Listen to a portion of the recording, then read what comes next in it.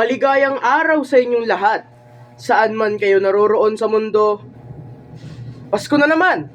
Samahan ninyo kami sa paglalakbay sa iba't ibang bansa upang alamin kung paano nga ba sila naghahanda sa paparating na Kapaskuhan.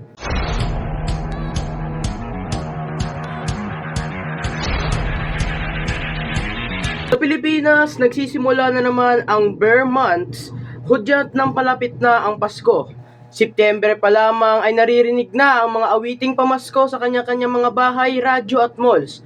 Ayon nga kay Aling Alexa, isang tindera sa Divisoria, maaga kaming nagtitinda ng mga palamuti para mas mahaba ang panahon ng paghahanda. Gusto ng mga Pilipino na masulit ang Pasko.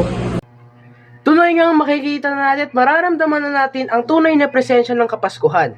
Para naman sa balita dyan sa USA Live Broadcasting, Jose Marvin. Sa Estados Unidos, abala na rin ang mga tao sa pagpaplano ng kanilang holiday season. Ito ay ayon kay Daniela, na residente mula sa New York City. We are looking forward to Thanksgiving before the Christmas rush. Of course, we are already looking at deals for Black Friday. Salamat, Jose. Para naman sa balita dyan sa Canada, magbabalita Aldaba Asia.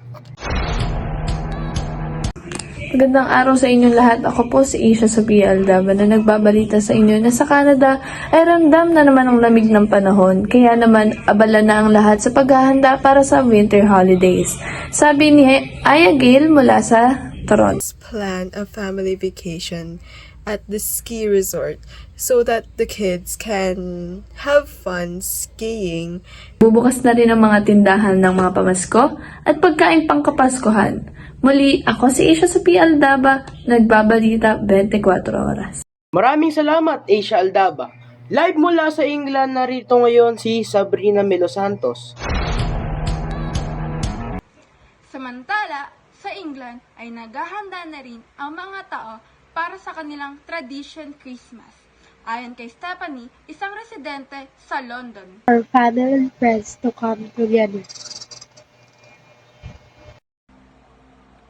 Samantala, ang mga Christmas light sa Oxford Street ay isa sa mga dinarayo ng mga turista at lokal.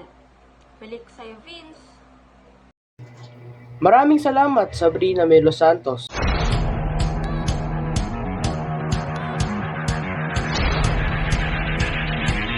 Ngunit sa panahon ng ganito ay hindi natin maiiwasan ang mga anomalya at problema na nagaganap sa ating bansa. Sa isang ulat mula sa ilang bahagi ng mundo, patuloy na kinakaharap ng mga bansa ang iba't ibang uri ng problema at hamon na kinakaharap ito. Ilan sa mga problema na kinakaharap ng mga bansang USA, England, ng Pilipinas at ng Canada. Ayon sa pinakabagong datos, patuloy na tumataas ang krimen sa ilang bahagi ng Estados Unidos. Sa kabila ng pagsisikap ng mga otoridad na sugpuin ang krimen, patuloy pa rin ang pagdami ng insidente ng pagpatay, pagnanakaw at iba pang uri ng krimen. Samantala, sa Canada naman ay patuloy ang pagharap nila sa problema ng pabahay. Ayon sa mga latest na ulat, tumataas ang presyo ng mga pabahay at lupa na nagpapahirap sa mga regular na mamamayan para makakuha ng sarili nilang bahay o tahanan. Sa England naman ay patuloy na kinakaharap ng National Health Service o NHS ang problema sa kakulangan ng mga doktor at nurse doon. Ayon sa mga ulat, maraming ospital ang kulang sa mga tauhan na nagpapahirap sa mga pasyente na makakuha ng agarang atensyon at mabilisang paggaling. Para naman sa Pilipinas, patuloy na kinakaharap ng mga residente ang korupsyon. Ayon sa mga ulat, maraming mga Pilipino ang nahiharang magkaroon ng sapat na pagkain, tirahan at magkaroon ng sapat na edukasyon. Bukod dito, patuloy ang problema sa korupsyon sa gobyerno na nagpapahirap sa ordinaryong tauhang mamamayan na makakuha ng serbisyong pampolitiko. Ngunit sa kabila ng lahat ng ito, lagi po nating isipin, ang Pasko ay nasa ating puso